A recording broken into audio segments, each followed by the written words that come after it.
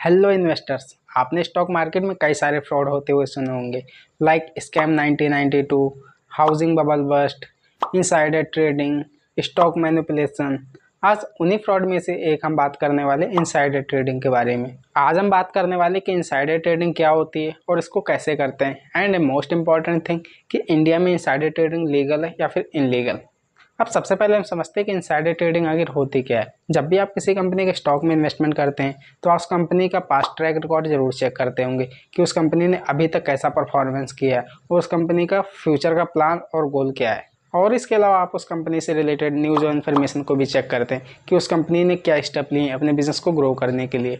But ये सारी company के इन्फॉर्मेशन आप पब्लिक में आने के बाद ही ट्रैक कर पाते हैं। बट जब उसी कंपनी का कोई सीनियर एम्प्लॉय या फिर हाई पोस्ट का पर्सन लाइक एचआर, एमडी या फिर कोई ऐसा पर्सन जिसे उस कंपनी के इंटरनल इन्फॉर्मेशन पब्लिक में आने से पहले ही पता हो, जैसे कि अभी कंपनी में क्या चल रहा है और आने वाले फ्यूचर में कंपनी की क्या प्लानिंग है और कंपनी को कौन कौन से बड़े प्रोजेक्ट मिले हैं जिसकी वजह से कंपनी के शेयर्स प्रॉफिट में जा सकते हैं, या फिर कंपनी की कोई नेगेटिव न्यूज़ हो सकती है जिसकी वजह से कंपनी में कोई बड़ा फ्रॉड हुआ हो जिसकी वजह से वो कंपनी के शेयर्स लॉस में भी जा सकते हैं। अब जबकि आपके पास कंपनी के नेगेटिव और पॉजिटिव दोनों टाइप की न्यूज़ है जिसके बेस पे आप ट्रेड लेके प्रॉफिट जनरेट कर सकते हैं।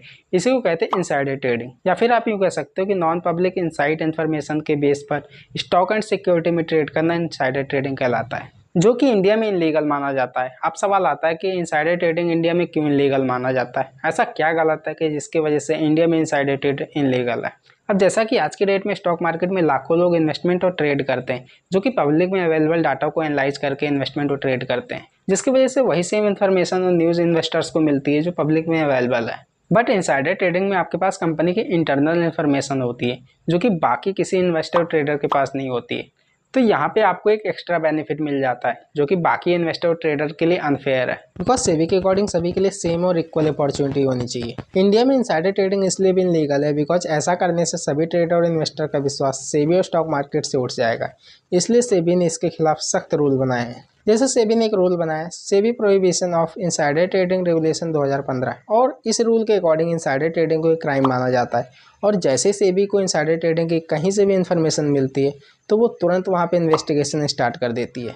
इस केस में सेबी इनसाइडर ट्रेडिंग करने वाले के ऊपर क्रिमिनल केस भी लगा सकती है और उसे जेल भी भेज सकती है, और इस प्रोसेस को डिसगॉर्जमेंट कहते हैं।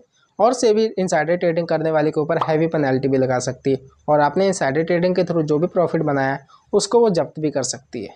और इंडिया में इनसाइडर ट्रेडिंग इलीगल होने का मेन रीज़न ये भी है, जैसा कि आपको ही पता है कि आज की डेट में इंडिया में स्टॉक मार्केट में टाटा, रिलायंस, अदानी जैसे कितनी बड़ी बड़ी कंपनियां लिस्टेड हैं, और इन कंपनियों में स्टॉक मार्केट के थ्रू लाखों करोड़ों लोगों ने अपने करोड़ों रुपए सेबी के ट्रस्ट पे लगाए हुए हैं, बिकॉज उनको ये पता है कि हमारा पैसा कहीं नहीं जाएगा क्योंकि हमारा पैसा सेबी के अंडर सेफ है।